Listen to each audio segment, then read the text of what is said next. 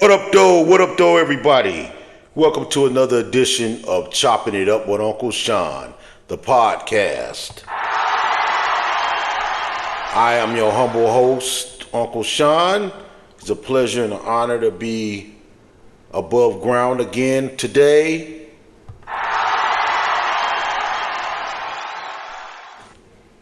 And I hope everybody out there is doing well. I hope you're keeping safe and staying out the way, as they say. That's the best way to be. The first thing I'm going to do is I'm going to kick a black fact to you. In 1911, a foundational black American named Nathaniel Alexander created the folding chair. Nathaniel Alexander in 1911 created the folding chair, of which we saw a couple of years ago. We saw a brother in Montgomery, Alabama use the folding chair created by Nathaniel Alexander to the best of his ability. Yes, sir. The folding chair that sparked, I think, a resurgence in black pride. Shit. All right, look here. On the Chopping It Up with Uncle Sean podcast, we don't hold them up. We don't pull punches. We say what it is. You know, and I'm going to tell you, and I don't care who gets offended by this or whatever. If you don't like it, lump it. There's not much worse on earth than an old, bitter, moo-moo wearing, has-been of a bitch. What? Yeah, it's not much worse.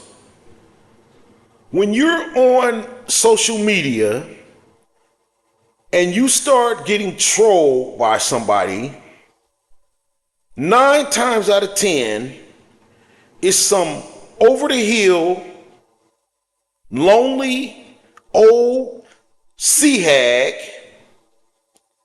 who has nothing better to do than to argue and fuss and fight with everybody that she comes in contact with. Huh? Yeah. That's all they do all day long. Every time there's a post, whether they post it or somebody else posted, and this person or persons comment, if you don't agree with them, they call you every name in the book. If you don't agree with them, you're the worst piece of filth on earth. But when you agree with them, you're the best friend. These fake, phony, no good, lonely, has-been ass bitches are some of the worst people there are. They're terrible. And they only mad because they have asked away their life. You sit up here you are in your 60s, 50s, late 50s, 60s, mid 50s, and you sit at home on your phone or your computer alone every day. You go to work and you go home. You aggravate people at work. People at work probably can't stand your ass either. And then you go home and all you do is get into it with one person after the other. You have no real friends or life. You don't do anything but sit at home and start shit with people. Nobody wants you. You can't stand the smell of your own ass anymore. There's a difference between an old woman, an old bitter bitch, and an old bitter old man. There's a difference. Old bitter old man, he's not gonna be online causing havoc. He's gonna be sitting on his porch yelling at kids. Hey, you kids, get off my lawn! And fucking with folks in person. I got more respect for that, tell the truth. Because you got people who sit behind their phone screen or the computer screen and they type all kind of Billy badass shit. And when you see these people, they don't have that energy. They all smiles and hugs. You a fake ass character. There's not much worse than an old, bitter, lonely bitch. Kevin Samuels tried to tell y'all.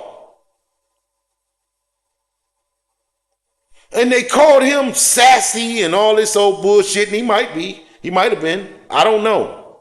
Or whatever, moist or whatever, I don't know. But the motherfucker was telling the truth. The motherfucker was explaining the shit the way it was need to be explained. And see, people will always be like, oh, well, the message might have been good, but the way he said it, fuck that. Some of the best lessons I've learned have been told to me in some of the most harshest ways. And you remember that. You don't remember some motherfucker soft shoeing and tap dancing telling you some shit. But when a motherfucker tell you some hardcore shit, you remember that. You're more likely to remember that.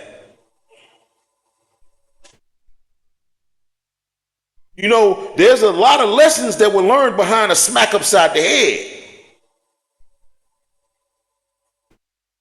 Shit. An old, bitter, old woman who's sitting around smelling her own ass, looking at her gray ass pussy and her wrinkled ass titties and stomach, and probably wearing a wig because she got alopecia. Nobody wants to fuck with you. You can't, if you get some dick, you'd have to buy it. You'd have to pay for it. Because a man you're in your age range, he's going to want to talk. Old niggas ain't trying to jump on your pussy because he know you're an old bitch and what the fuck, it ain't going to be shit. Anyway, so you sit up here and you run every dude off that's ever probably liked you, and then you try to get with all the guys that didn't like you. Just like Kevin Samuels said. And now you're sitting up here in your 60s and you're bitter and you're mad at the world. And anybody who disagrees with you ain't shit and they this and they that. A motherfucker makes a comment and disagrees with you about a political figure and you call them, oh, you're MAGA. MAGA? What the fuck does that mean? What the fuck? fuck? I don't give a fuck if you call me no MAGA. What the fuck? Is that supposed to be an insult or something? I don't give a fuck. Let me tell you something. The voter rolls are public. You can look it up. I ain't voted for no motherfucker, whatever. But I didn't. I did not vote for Kamala Harris. If that is MAGA, then I guess that's what I am. But I didn't vote for T-Rump either. And I made that perfectly clear several times. When neither one of them motherfuckers talking about shit that mattered to me. I voted for Dr. Cornel West because he was talking about reparations in the form of cash payments. God damn it. That's what I'm talking about. So, when the old sour pussy, funky ass, moo wearing, lonely old bitter bitch, and the rest of them start talking shit online, and you notice that they get into it with everybody. Anybody, especially men. And then when you cuss their ass out, the next thing come out there, you hate women. No. I hate bitches.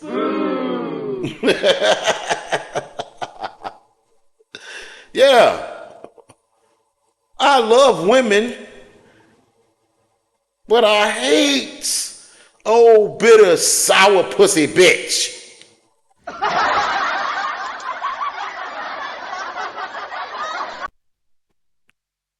You know? And this is going into the next thing that I'm going to talk about.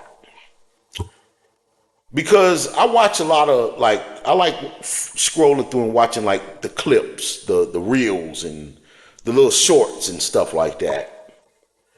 And more, I'm seeing confrontations between men and women, or male and female, physical confrontations of a violent nature. Now, I am a big dude. I'm 6'3", 300 pounds plus. 300 plus pounds, let's put it like that. All right. Depending on what day of the week and what meal I just had.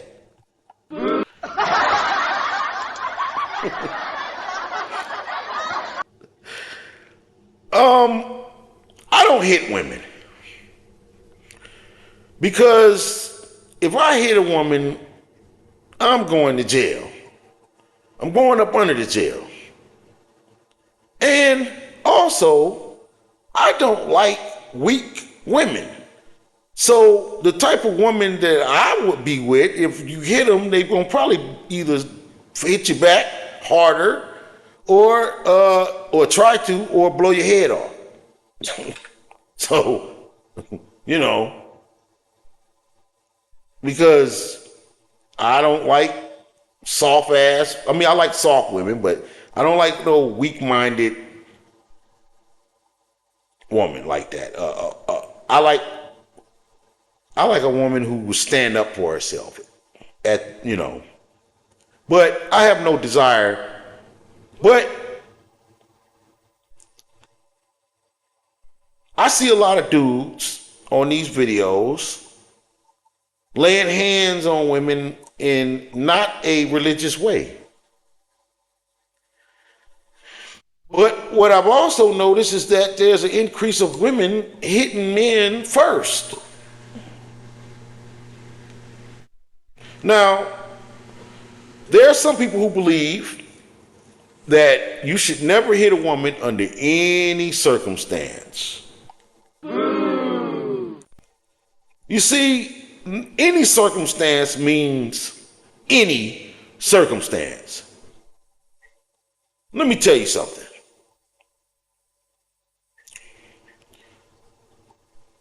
Even me,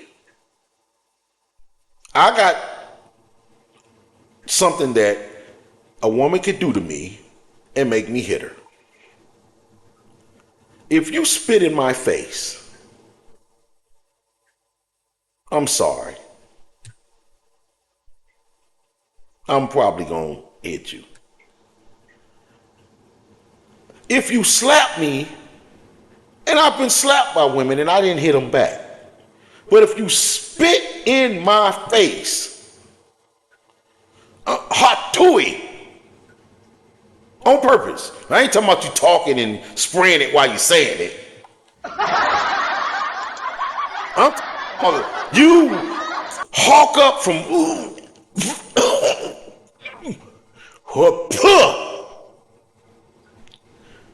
and it gets on my face. All bets off. And that goes for anybody. Anybody. If you spit in my face, I don't care who you are, where we are, it's going down. Because to me, that's the nastiest, worst thing you can do. There's not a name you could call me to make me hit you as a woman. But if you spit in my face, or if you're coming at me with a weapon, a knife, a big ass wrench, a stick, a taser, you know, something that can harm me, a baseball bat, I may have to do something to what the police call subdue you. But other than that, I don't believe a man should hit a woman. But that under any circumstances, that don't, no. I've seen too many women beat men up. Or give them a good ass go. You think about it. Any dude that's under the height of, I'm gonna say 5'7". I'm sorry. Your woman gonna try you. Every short nigga has to end up hitting his woman because she gonna try his ass just because he's short. Am I lying? Little short niggas, come on. That's why they be mad all the time.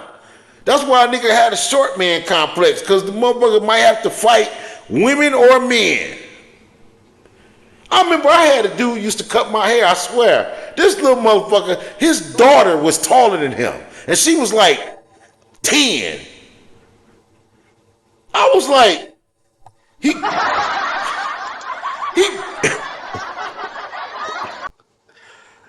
was one of those barbers that would come to your house. He charged a lot of money. You know, I didn't use him long. And one time he came and he showed up at my door with this little girl. And I was like, hey, you know, he was like, oh, this is my daughter. And it was his daughter. It was his daughter. And she was a head taller than him. And it was funny because he's standing up and cutting my hair. Man, I mean, he wasn't a midget, but he is like whatever in order to be a midget, I think you got to be like what, 4'9" or below or something like that. He was right there. He was taller than Gary Coleman, but he was 5 foot nothing. You know, he was shorter than Muggsy Bogues. Yeah, but he was taller than Bushwick Bill.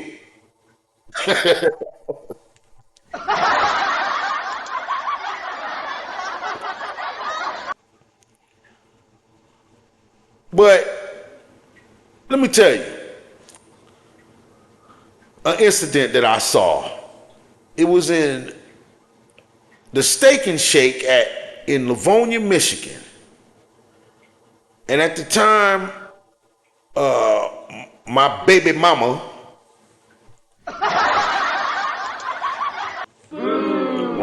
right, yeah. Uh, she was pregnant with my son, and she was hungry, and I had to go take her to get something to eat. So we went to Steak and Shake, and we're sitting in the Steak and Shake, and a white couple comes in. A young lady and a young dude. They looked like they was in their mid-20s, and they sit down, and I guess they had ordered at the counter and sat at the table, and they sat down for about a good 2 or 3 minutes, and then homeboy got up and he went out and got in his car and he bonked out. He left. So the white girl was sitting there for a while, and they brought the food over, and she looking for her homeboy or whatever, and they told, I think she thought he had went to the restroom, but he had left, and I think they told her that he left. So she goes over to the payphone, which happened to be near where we were sitting, so I got to hear the conversation, her side of the conversation very clearly. And she called, and the way I gathered is they met online, and she came down from wherever she lived on a bus. It wasn't, it must have been like Ohio, because it wasn't too far away, but she came down on a bus to come give him some pussy or whatever, and he stayed in a house. The Steak and Shake was in Livonia, this white suburb of Detroit. And he stayed, obviously he had some roommates, because when she called, she was talking on the phone with the roommate, and she was explaining that he had left her at a Steak and Shake, and she doesn't even know where, I don't even know where I am. I don't even know which street we're on. I'm not from here. I came down here on the bus, and all of this shit, right? And he had drove off with her purse. The purse, she had left her purse in the car. So she didn't have anything, any money, any ID, anything. So she hangs up, and she's sitting at the table, and she's crying, doing the white girl, ooh, ain't nobody paying no attention because she wasn't all that cute or whatever, So ugly women crying don't get, but it is what it is. So he comes back. He walks in, but she's sitting with her back to the door. So when he walks in, she doesn't see him come in. I see him come in. He's got her purse in his hand. So he comes in, he sits the purse on the desk, on the table, and he turns right around and starts walking out. And she jumps up, John, what's going on, John? I'm gonna tell you how white folks is too. So she follows him outside, and he just keeps walking. He goes to his car, he opens up the door, and he gets in, and she steps into, the opening of the door, and he's trying to tell her, to please step back or whatever. I can't hear what they're saying, but the people who were working in the Steak and Shake, who were all white, by the way, they're looking out the window at this. And I swear, he's trying to leave. She starts hitting him. While she's hitting him, the people are standing up there looking out the window, the workers, and every time she hits him, they're going, ooh, ooh, ooh, ooh, ooh. She hits him like 10, 11, 12 times, I swear. And they're just oohing with every punch, every slap, whatever. He finally, after he gets hit 12, 11 times. He stands up and he pushes her very hard to where she fell. And they immediately snatched the phone up and called the police. Oh, they was like, oh, and called the police. Yeah. They sat up there and watched that woman hit that damn man 12, 13 times. They sat up there and watched him plead with her to let him leave. And all they did was ooh and ah. But as soon as that bitch hit that dude, as soon as that dude hit that bitch, they immediately called the police. I got the fuck out of there. I didn't even want to see what happened. I don't even want nobody asking me no questions. I don't know nothing. I didn't see nothing. I don't know nothing. But that's what I was thinking about when I was leaving. I was like, damn. She sat up there and hit that man all them times, and the minute he shoved her, you guys called the police. And you never crossed your mind to call the police when she was hitting them. And see, now, this new generation, they don't, no. They squaring up. Bitches and all. And a lot of these old tough ass bitches, they be squaring. I done seen some women get some dudes some very good goals. Like, damn. When you see look, let me tell you something. When you see a woman with that auntie arm, she hit hard. She hit hard. Because when she swang, the kinetic energy come through that back fat and bust you. And when you see a woman with whose hair looks like it's been pulled out, like she's still trying to rock a ponytail, but she just got like a little rubber band around this much hair. And when she get mad, she put her set up like she been boxing. Leave her alone. Leave her alone. Just tell her she right and let her go on by the way. You know, because you're gonna go to jail. If you're a dude and you put your hands on a woman and the police come, the statistics say 9 times out of 10 you're going to jail unless you fucked up. Now, if you got a bunch of scratches and a black eye, they might take her. Some places they have to take somebody. Some states where you live, they have to, if they come out for domestic violence, somebody got to take a ride. So whoever looks the worst, the other person takes the ride. You know, this has been another episode of Chopping It Up with Uncle Sean, and I hope you guys enjoyed the talk, because there's a lot of things going on out here in the world, and everybody's talking about that, and I'm trying to,